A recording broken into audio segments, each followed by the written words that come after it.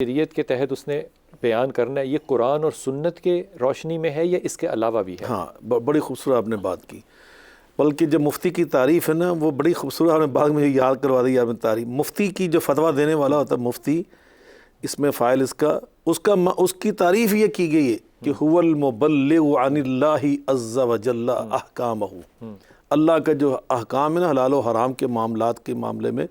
اس میں جو اللہ کی طرف سے اللہ کی مخلوق کے تک وہ چیز پہنچا رہا ہے اس کو مفتی کہتے ہیں۔ یعنی یہ اللہ کی تعلیمات جو قرآن پاک کی شکل میں ہے اور نبی صلی اللہ علیہ وسلم کی حدیث مبارکہ کی شکل میں، آپ کی سنت کی شکل میں، اس کی دعوت و تبلیغ کا یہ طریقہ ہوتا ہے اصل میں۔ ہر عالم جو ہے وہ مفتی ہوگا؟ ہاں،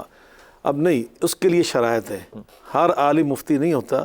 اس کے لیے وہ فوق کل ذی علم علیم، اس میں مراتب ہیں جو بہت صحیح، جس کو ہم ہمارے زبان میں کہتے ہیں سکہ بند قسم کے مستند قسم کے عالم ہوتے ہیں، جن کے پاس علوم تفسیر کے جتنے علوم ہیں، ناسخ منسوخ ہے، اسباب النزول ہے،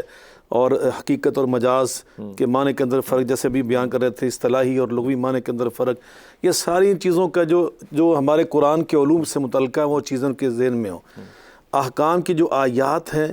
ان کو اگر وہ زبانی نہیں یاد رکھ سکتا، لیکن اس کو معلوم ہو کہ فلاں صورت میں فلاں آیت فلاں، تو یہ علوم قرآن ہے۔ حدیث پاک، اس کی اسانید اور جو صحیح حدیث ہے، حسن حدیث ہے، ضعیف حدیث، ان کی پہچان اس کے پاس ہو، اور اس کے بعد اس کے پاس عربی گرامر کا صحیح علم ہو کہ جس کی بنیاد پر وہ صحیح طور پہ عبارات کو پڑھ سکتا ہو، استفادہ کر سکتا ہو۔ دنیاوی اور علوم ہونے چاہیے۔ چوتھی بات یہ ہے کہ اس کے اندر استنباط کا ملکہ بھی ہو۔ جی، اب آ جائیں، کیا آپ نے پوچھا اس کا مطلب دنیاوی ہے علوم اس کے اندر ڈیڈکٹیو وزڈم ہو، ہاں، وہ ایک علم کو ڈیڈیوس کر سکتا ہو، اس کو کھول سکتا ہو، اس کو کھول سکتا ہو، جو نئی چیزیں آ رہی ہیں دنیا کے اندر وہ پرانی چیزوں کے ساتھ ان کا انطباق کر سکتا ہو، جس کو ہم قیاس کہتے ہیں، ان کے ساتھ ان کو جوڑ سکتا ہو، ملا سکتا ہو۔ جیسے ابھی ہیرون ہے، ایک نشہ ہمارے اس دور میں بھی، اور کئی چیزیں آ گئیں، نبی پاک صلی اللہ علیہ وسلم کے مبارک میں تو یہ چیزیں نہیں تھیں، اب اس دور میں نشہ تھا، اب موجودہ جو آئس ہے، تو ان چیزوں کو ان چیزوں کے ساتھ ملانے کی صلاحیت رکھتا ہو۔ ان دونوں کے درمیان اس کے اندر جو حرمت کی وجہ ہے، علت ہے،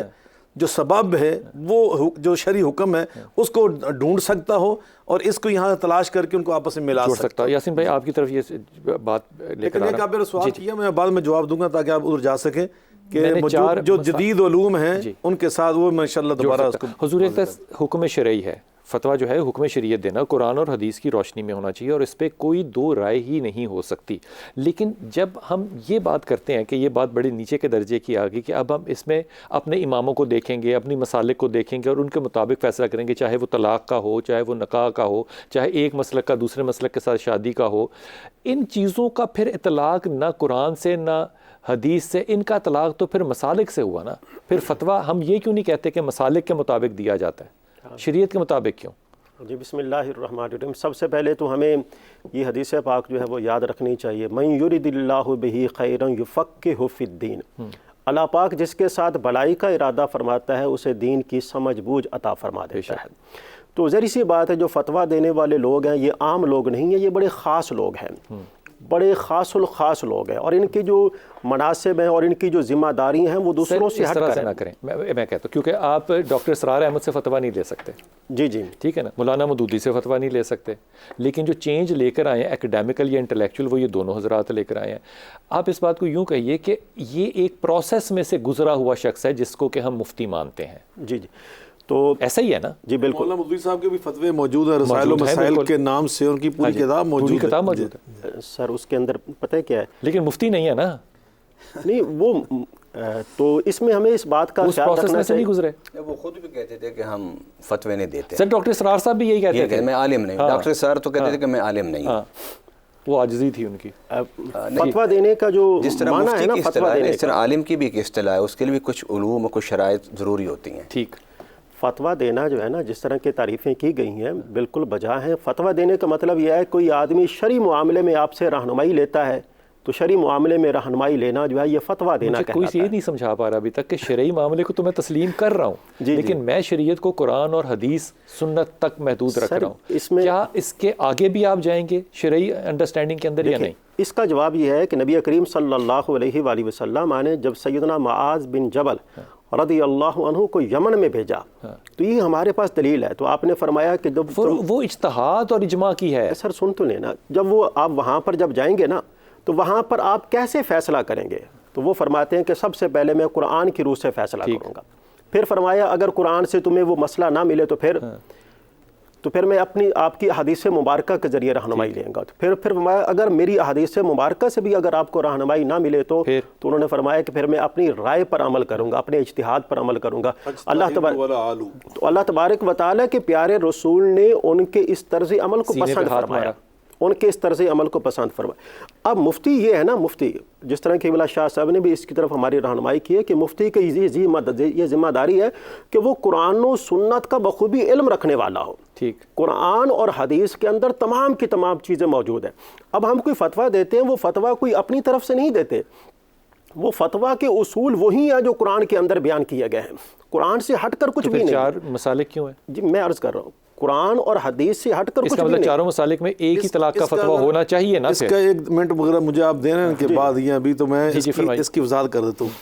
ایک تو اللہ تعالیٰ نے فرمایا فَاسْأَلُوا أَهْلَ الذِّكْرِ إِن كُنتُمْ لَا تَعْلَمُونَ، اگر تم نے دین جا کے پوچھنا ہے نا، اس کا مسئلہ پوچھنا ہے تو کن سے جا کے پوچھنا ہے؟ علم والوں سے۔ نہیں، یہ نہیں کہا اللہ تعالیٰ نے، العبرۃ بعموم اللفظ لا بخصوص سبب سعید کا جو شان نزول میں بیان نہیں کر رہا، اس کی عموم جو لفظ اس سے وہ اللہ نے فرمایا فَاسْأَلُوا أَهْلَ الْعِلْمِ، یہ نہیں فرمایا کہ اہل علم سے جا کے پوچھو، فرمایا فَاسْأَلُوا أَهْلَ الذِّكْرِ، جا کے اہل ذکر سے پوچھئے۔ اہل ذکر کون ہوتے ہیں؟ یہ وہ علماء ہوتے ہیں کہ جو علم کے اصول کے بعد تربیت کے مراحل سے گزرے ہوتے ہیں، شاہ جی مسئلہ یہ تجربات ہے اور کہ جو بصیرت اہل ذکر فراست ہے نا، اگر ہمارے ساتھ کچھ ایسے دوست اور احباب بیٹھے ہوتے ہیں نا جو تصوف کی دنیا میں زیادہ قدم رکھتے ہیں، وہ اور اس کے معنی لیتے ہیں۔ نہیں اس کا وہ معنی نہیں ہے، وہ ہے کہ بصیرت فراست جب علم سے مشاہدات کے بعد تجربات کے بعد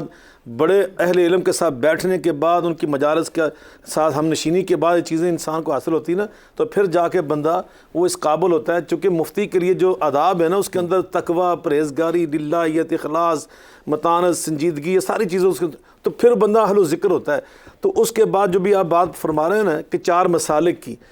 وہ فتویٰ دیتا ہے کتاب و سنت کے مطابق، چاہے وہ حنبلی ہو،